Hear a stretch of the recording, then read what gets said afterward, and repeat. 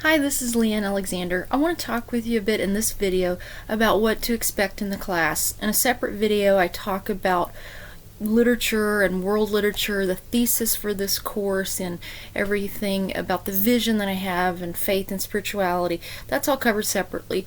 But now I want to talk about the nuts and bolts of the work of the course. Certainly that's always the big question on students' minds. What do I have to do in this course? So in this video I want to walk through the syllabus. The syllabus is tentative, and that's just a professor's way of saying if things get hairy and I have to change it, I kind of reserve the right to do that. But I think with a short 7-week course, I think it's pretty clear what we have to accomplish, and I don't anticipate changing the syllabus. So make sure you download the syllabus, and obviously you'll need to keep a close eye on it. But I want to go ahead and try to walk through it over the course of video to maybe give a little more detail behind everything, and then this will be an opportunity you can contact me obviously with any questions. But I want to just talk through the syllabus and mention that each of these things are also in Canvas. If you click on the Files folder and then the assignment details folder, I've got information about each assignment. It's very important that you take a look at those and make sure you know where we're going with the work of the course. And I want to start the semester making sure that everybody's eyes are wide open to recognize there is a significant amount of work in the course. Anytime you have an online class that takes 15 weeks of material and compacts it into 7, you have less than half of the time to do everything you would do in a typical semester. That's already a tremendous amount of work. Scholars say that you need to spend 3 to 4 hours of work outside of class for every 1 credit course per week. So all of that to say, we could assume we would need to spend about 6 to 8 hours a week on this course. I don't know, because that's entirely going to depend on how fast of a reader you are, and so I don't want to try to put time limits on here. What I've done is, first of all, I've put all of the readings for the course in the Canvas files tab, and then within that folders for each week 1 through 7. So the first thing you're going to want to do is go in and kind of just spot check a few of the weeks and the readings, open up those PDFs and scroll through and get a sense for how much reading you're going to be doing, because the biggest amount of work of the course is going to be the reading. It's a literature course, so naturally we're going to be reading. If you've taken another class with me, all my other courses, I use the textbook to supplement the class lectures. So the reading, I'll even sometimes say feel free to skim, and I'll give guidelines on how to do that. That's not the case here. This is a literature course. You're going to need to read everything in the class in enough detail that you can answer questions in the form of quizzes, write papers about it, take the final exam, the midterm exam.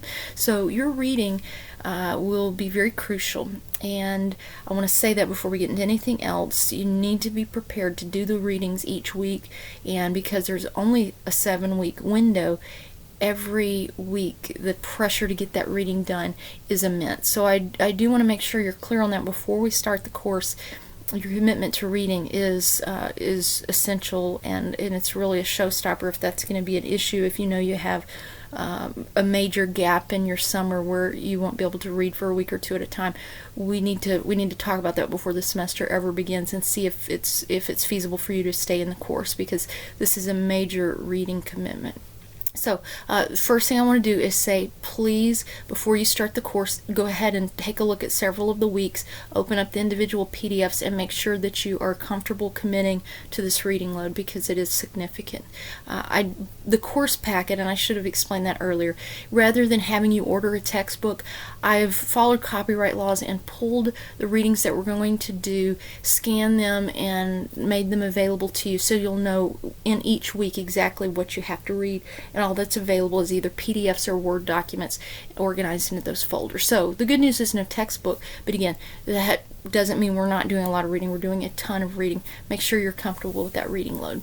The next thing you can expect is that each week, after completing your reading, on Wednesday of that week, you'll need to submit an online discussion post by midnight on Wednesday. Now that initial post will be a 200-word post where you're writing a mini essay.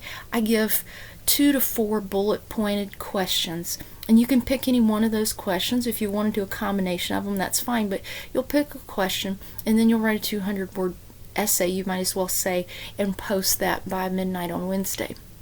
Then between Wednesday and Saturday at midnight, you're going to reply to 2 of your students. And in that reply, I'm expecting about a 4 to 6 or 7 sentence paragraph where you're giving some substantial feedback, not just great posts, I like what you had to say, but you're asking questions, perhaps you are commenting, you're drawing parallels between different students' posts, but you're doing something to further the discussion. Again, because this is an online course rather than sitting around a table talking the way a literature class should be conducted, it's crucial that you in your discussion will interact with one another so we can build the conversation that we need to have an effective literature class. So that's a commitment that every single week you'll need to do. And then the next thing is that every week you will have a reading quiz that I will ask you to take online by midnight on Saturday night. With all of these deadlines, everything's already in there, and so the earlier you take it, the better. Don't wait until, Saturday night at 11:50, say, oh, well, yeah, that quiz, let's do that. Obviously, I want you to take it, earlier in the week so you have time to do that, but last minute would be midnight on Saturday night.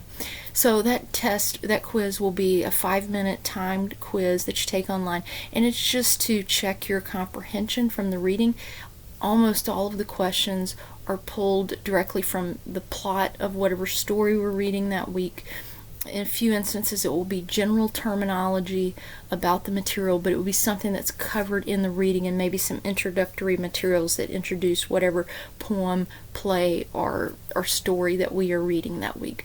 So those reading comprehension quizzes, you'll take one each week. And then the next thing I want to mention is that we will have, of course, papers in the class. Early on in the course, week 3, we're going to have a critical reading essay. And that essay is where I ask you to apply the literary theories we're going to study week 1 to one of the texts that we've read over the semester up to that point. Obviously, it's only a couple of weeks in, 3 weeks in to be exact. And so I'll help you, and I'll talk about that paper more as we get closer, but you'll have one paper then. Halfway through week 4, you will have a midterm exam, and that will be an online test where you will answer some true-false multiple choice questions and then write a timed essay that you type into the computer. And then the final exam will be the exact same format, but it'll be at the end of the course and covering everything that we read in the second half of the semester. The other thing I will just mention is that we will have a research paper, and that will come week 6. So that will require you to have some outside sources for the paper. But again, digging into picking one of the texts that we read, or perhaps 2 texts, and drawing from literary criticism, drawing from research of other scholars, and putting together a paper that makes a specific argument about one of the texts. So, to sum it all up, each week you're going to have a pretty hefty reading assignment. You'll have a quiz on that reading. You'll do a discussion post, reply to 2 other students' posts, and then we'll have 2 papers within the course, a midterm exam and a final exam. So in the whole scope of things, that's what we're up to. I have obviously a lot more details on the syllabus. You want to check that out. You'll want to check out my late work policy. If you're going to have a problem turning things in on time, you may want to check that out in the syllabus and decide if this course is right for you, because again, a very short window of time to do a lot of reading and then to write about those readings. Now, I'm really excited about working with you all. I know this is a wonderful class. Really, really love the kind of reading we're going to be doing. It's very well, let me tell you this. I start with contemporary literature. I don't just dump us into Beowulf or Odyssey and read that for 3 weeks.